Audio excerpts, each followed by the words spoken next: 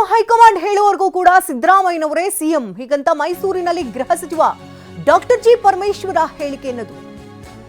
High command ಹೇಳೋವರೆಗೂ ಕೂಡ ಸಿದ್ದರಾಮಯ್ಯನವರೇ CM ಆಗಿರ್ತಾರೆ ಅಂತ ಗೃಹ ಸಚಿವ ಡಾಕ್ಟರ್ ಜಿ ಪರಮೇಶ್ವರ್ ಹೇಳಿಕೆಯನ್ನ ಕೊಟ್ಟಿದ್ದಾರೆ. ಸಿದ್ದರಾಮಯ್ಯರನ್ನ ಸಿಎಂ ಮಾಡಿದ್ದು ಹೈಕಮಾಂಡ್ ಅಲ್ವಾ? ಅಧಿಕಾರ ಹಂಚಿಕೆಯ ಬಗ್ಗೆ ಯಾವುದೇ ರೀತಿಯ ಪ್ರಸ್ತಾಪ ಇಲ್ಲ ಅಂದಮೇಲೆ ಒಪ್ಪಂದದ ಪ್ರಶ್ನೆ ಉದ್ಭವಿಸುವುದೇ ಇಲ್ವಲ್ಲ ಅಂತ ಮಾತನಾಡಿದ್ದಾರೆ. ಸಂಪುಟ ಪುನರಚನೆ ಮುಖ್ಯಮಂತ್ರಿಗಳ ವಿವೇಚನೆಗೆ ಬಿಟ್ಟದ್ದು ಹೀಗಂತ ಮೈಸೂರಿನಲ್ಲಿ ಗೃಹ ಸಚಿವ ಡಾಕ್ಟರ್ ಜಿ ಪರಮೇಶ್ವರ್ ಹೇಳಿಕೆ ಕೊಟ್ಟಿದ್ದಾರೆ. ಅದು ಅವರ ಅಪೇಕ್ಷೆ, ಅದಕ್ಕೆ ನಾನು ಬೇಡ ಅನ್ನಲ್ಲ.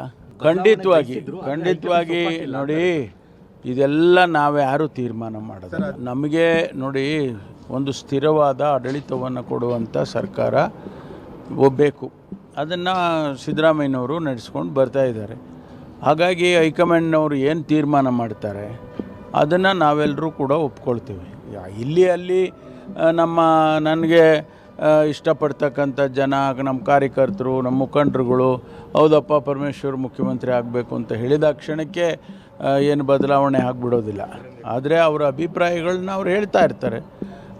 ನಾನು ನೋಡಿದ್ದೇನೆ, ಕೆಲವು ಕಡೆ ಹೋದಾಗ ಶಿವಕುಮಾರ್ ಅವರು ಮುಖ್ಯಮಂತ್ರಿ ಆಗಬೇಕು ಅಂತಾರೆ, ಸಿದ್ದರಾಮಯ್ಯನವರು ಮುಂದುವರಿಬೇಕು ಅಂತಾರೆ. ಇದೆಲ್ಲ ನಮ್ಮ ಕಾರ್ಯಕರ್ತರ ಅಭಿಪ್ರಾಯಗಳು. ಆದರೆ ಹೈಕಮಾಂಡ್ ಅಂತ ಒಂದು ಇದೆಯಲ್ಲ,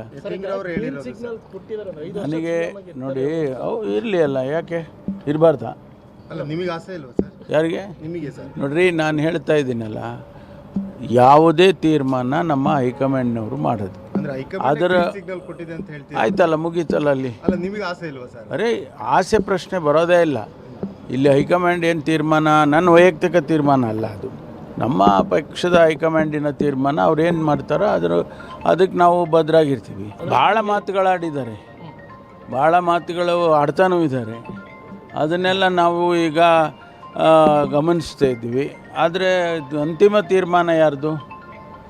ನಂದಲ್ಲ, ಅಥವಾ ಶಿವಕುಮಾರ್ ಅವ್ರದ್ದಲ್ಲ, ಸಿದ್ದರಾಮಯ್ಯನವ್ರದ್ದು ಅಲ್ಲ. ಅಂತಿಮ ತೀರ್ಮಾನ ನಮ್ಮ ಹೈಕಮಾಂಡ್. ಅದು ಅವರ